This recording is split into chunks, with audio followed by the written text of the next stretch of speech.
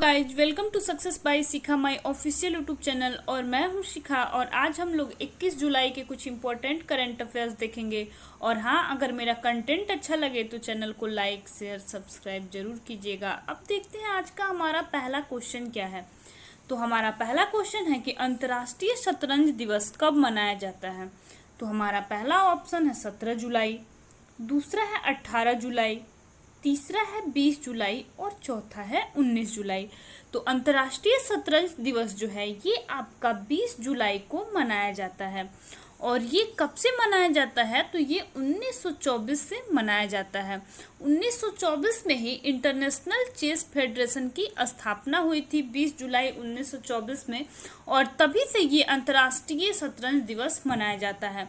और इसका हेडक्वार्टर कहाँ है, तो हेडक्वार्टर है इसका स्विट्जरलैंड में। और सीईओ का क्या नाम है, तो सीईओ का नाम है जेफी बोर्गे। अब बढ़ते हैं अपने अगले क्वेश्चन की तरफ। तो हमारा अगला क्वेश्चन है कि बालिका पंचायत का आयोजन किस राज्य में किया जा रहा है। तो हमारा पहला जो ऑप्शन है वो है महाराष्ट्र, दूसरा है गुजरात, तीसरा है छत्तीसगढ़ और चौथा है आंध्र प्रदेश। तो बालिका पंचायत का आयोजन जो है ये गुजरात गवर्नमेंट के द्वारा शुरू किया जा रहा है। और इसमें क्या होगा कि इसमें 18 से 21 साल की जो है वो लड़कियां भाग लेंगी एक पंचायत में। और जो इस चुनाव को जीत लेंगी वो लड़की और महिलाओं के लिए जो है उनके शिक्षा के लिए, उनको आगे बढ़ाने के लिए वो अपना अलग से जो है वो पंचायत चलाएंगी। और उसमें इन सभी मुद्दों पे बात किया जाएगा और बढ़ावा देने के लिए इनको प्रोत्साहित किया जाएगा। और गुजरात के चीफ मिनिस्टर का क्या नाम है, तो गुजरात के चीफ मिनिस्टर का नाम है विजय रूपानी। राज्यपाल कौन है गुजरात के, तो इनका नाम है आचार्य देवव्रत। और गुजरात अभी 3-4 दिन से बहुत सारा अपडेशन वहाँ आ रहा है, बहुत सारा न्यूज वहाँ का है। तो गांधीनगर में जो है एक 5 सितारा होटल खुला है जिसमें बहुत सारी आधुनिक सुविधाएं हैं। और गुजरात में जो है देखते हैं कि गुजरात की सीमाएं किस किस राज्य से सटती है। तो राजस्थान से, मध्य प्रदेश से, महाराष्ट्र से, दमन एवं दीव से और दादर और नागर हवेली से। और गुजरात अपना एस्टैब्लिशमेंट डे कब मनाता है, तो ये मनाता है 19 दिसंबर से। और गुजरात के लिए एक और न्यूज है कि गुजरात में जो अब हाई कोर्ट का प्रसारण जो होगा वो अब लाइव होगा। अब यूट्यूब से आप लाइव भी देख सकते हैं और वहाँ पे जो है जज और वकील का जो भी प्रसारण होगा वो अब लाइव होगा। अब देखते हैं कि हमारा नेक्स्ट क्वेश्चन क्या है। तो हमारा अगला क्वेश्चन है, ये क्वेश्चन रिपीट हो गया है। अब देखते हैं कि हमारा नेक्स्ट क्वेश्चन क्या है।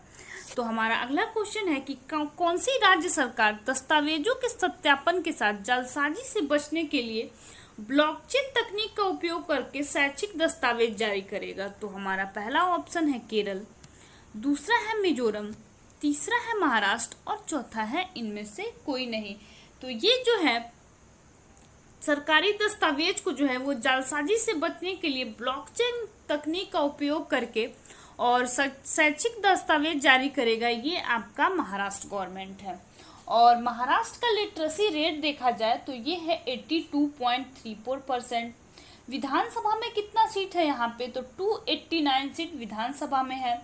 टोटल जिलों की संख्या यहाँ पे कितनी है, तो 36 है। लोकसभा में कितने सीट हैं, तो लोकसभा में यहाँ पे 48 सीट है और राज्यसभा में 19 सीट है।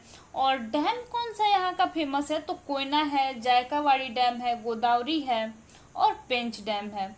और स्टेडियम यहाँ का तो वानखेड़े स्टेडियम है, डीवाई पाटिल स्टेडियम है, विदर्भ स्टेडियम है और महेंद्रा हॉकी स्टेडियम भी यहीं का है। अब देखते हैं कि हमारा नेक्स्ट क्वेश्चन क्या है। तो हमारा अगला क्वेश्चन है कि मिजोरम के 22वें राज्यपाल के रूप में किसने शपथ ली है।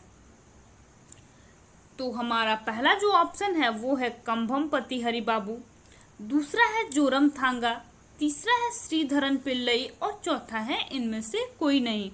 तो मिजोरम के 22वें राज्यपाल के रूप में शपथ लिए हैं, उनका नाम है कंभमपति हरि बाबू। अब यहाँ से क्वेश्चन ये भी बन सकता है कि कंभमपति हरि बाबू मिजोरम के राज्यपाल बने हैं, ये मिजोरम के कितने नंबर में राज्यपाल बने हैं? तो ये 22वें नंबर राज्यपाल वहाँ के बने हैं। और किसने इनको शपथ दिलाई है? तो गुवाहाटी उच्च न्यायालय के न्यायाधीश हैं माइकल जोथन खुमा, इन्होंने इनको शपथ दिलाई है। अब देखते हैं हमारा नेक्स्ट क्वेश्चन क्या है। तो हमारा अगला क्वेश्चन है कि हाल ही में किस देश ने हज में भाग लेने वाली महिलाओं के लिए पुरुष अभिभावक की कोई ज़रूरत नहीं है ऐसा नियम बनाया है?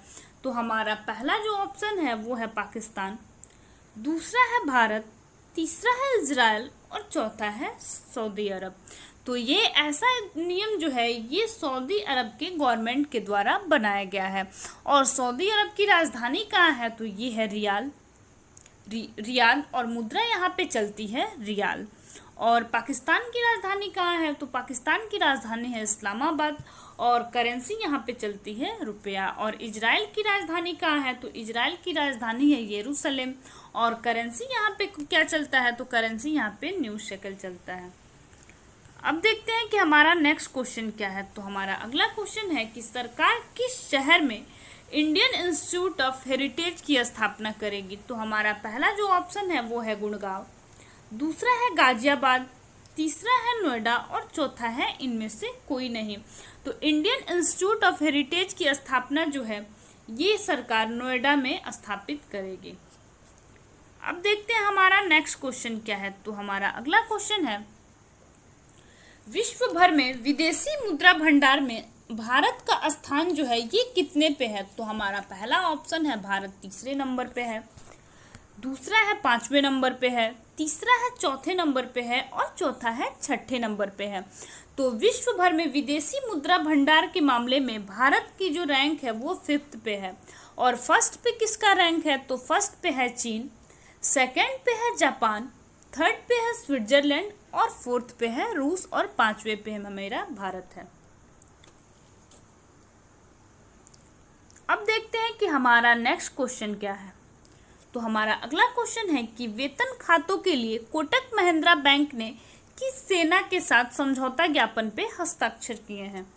तो हमारा पहला जो ऑप्शन है वो है भारतीय नौसेना, दूसरा है भारतीय वायुसेना, तीसरा है भारतीय जल सेना और चौथा है इनमें से कोई नहीं। तो वेतन खातों के लिए कोटक महिंद्रा बैंक के साथ जो है ये भारतीय नौसेना ने हस्ताक्षर किए हैं। अब देखते हैं कि हमारा नेक्स्ट क्वेश्चन क्या है। तो हमारा अगला क्वेश्चन है कि नोबेल शांति पुरस्कार विजेता मोहम्मद यूनुस किस देश से हैं जिन्हें टोक्यो गेम्स 2021 में ओलंपिक लॉरेल प्राप्त करने के लिए चुना गया है? तो हमारा पहला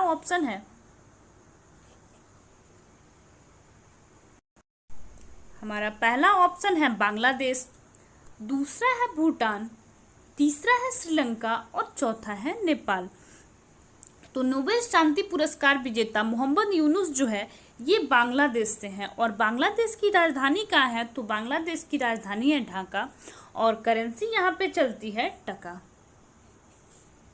अब देखते हैं कि हमारा नेक्स्ट क्वेश्चन क्या है। तो हमारा अगला क्वेश्चन है कि किस राज्य की सरकार ने सार्वजनिक, निजी और डिजिटल स्थानों में महिलाओं की सुरक्षा के लिए पिंक प्रोटेक्शन परियोजना पहल शुरू की है? तो हमारा पहला जो ऑप्शन है वो है दिल्ली, दूसरा है कर्नाटक, तीसरा है केरल और चौथा है उत्तराखंड।